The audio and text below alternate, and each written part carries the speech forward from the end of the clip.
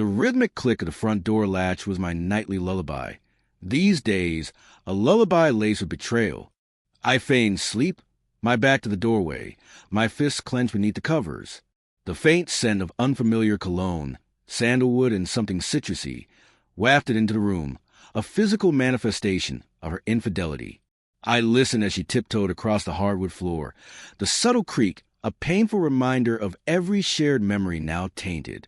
It had started subtly, a gradual shift in her demeanor. Less eye contact, more time spent on her phone, a vague air of distraction that clung to her like the cheap perfume she'd taken to wearing. I'd initially dismissed it as work stress, the pressure of her demanding marketing job. But the gut feeling, that growing unease, persisted.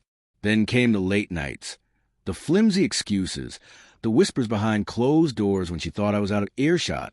Tonight, the ritual was the same. The soft click of her heels hitting the floor, the rustle of her clothes as she slipped out of her dress, the quiet sigh as she sank onto the bed beside me. I waited, my heart a drum against my ribs, until her breathing evened out, signaling a feigned sleep of her own. How was this place? I whispered, my voice a raspy echo in the darkness. The silence that followed was thick with tension, then a sharp intake of breath. She froze, rigid beside me. Slowly, she turned, her face illuminated by the faint glow of the streetlight filtering to the blinds. Drained of all color, her wide, panicked eyes met mine. "David, she stammered, her voice barely a whisper. The name hit me like a punch to the gut. David, her colleague, the one she'd been working late with. The pieces clicked into place, forming a sickeningly clear picture. "Don't," I said, my voice flat and cold, devoid of any emotion she might have expected. Anger, hurt, pleading. None of it. Just emptiness.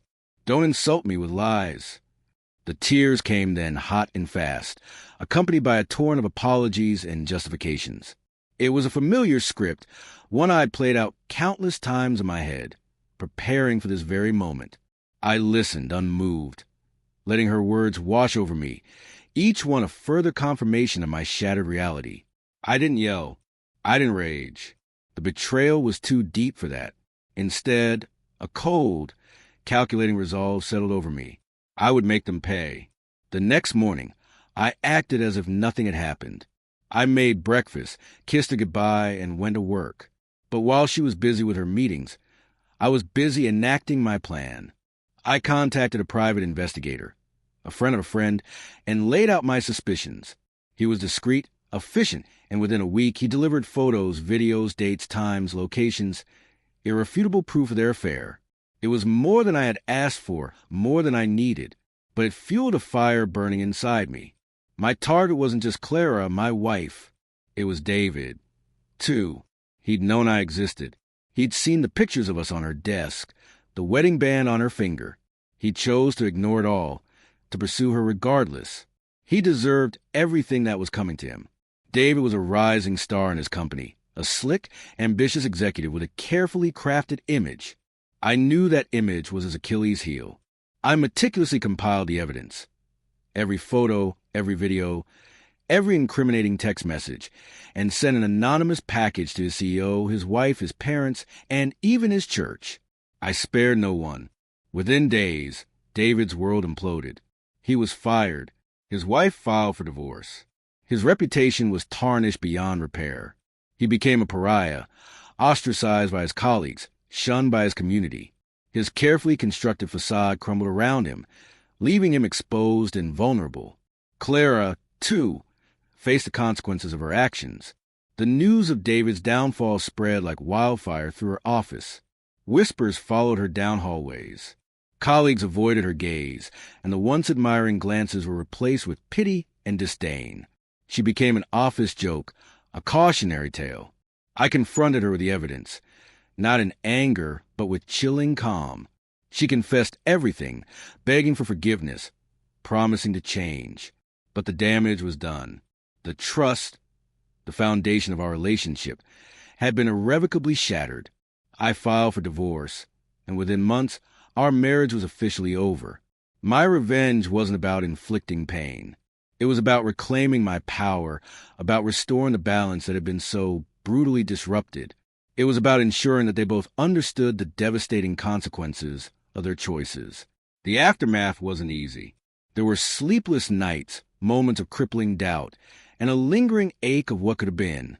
But amidst the pain, a strange sense of peace began to emerge. I had faced the darkest chapter of my life and emerged stronger, wiser, and with newfound appreciation for honesty and integrity. I sold the house, severing all ties to the life we had built together. I started over, rebuilding my life piece by piece, focusing on my career, my friendships, and rediscovering myself outside the confines of a broken marriage. The scars remained, a constant reminder of betrayal, but they no longer defined me. They were a testament to my resilience, a symbol of strength I never knew I possessed. One day, months later, I saw Claire at a coffee shop. She looked haggard, worn down, a shadow of her former self. Our eyes met briefly, and I saw a flicker of shame and regret in her gaze. I nodded curtly, a silent acknowledgement of our shared past, and turned away. I didn't feel anger, nor did I feel pity. I felt nothing.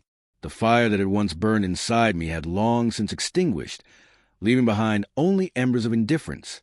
I had moved on. I had survived. And in the end, that was the most satisfying revenge of all.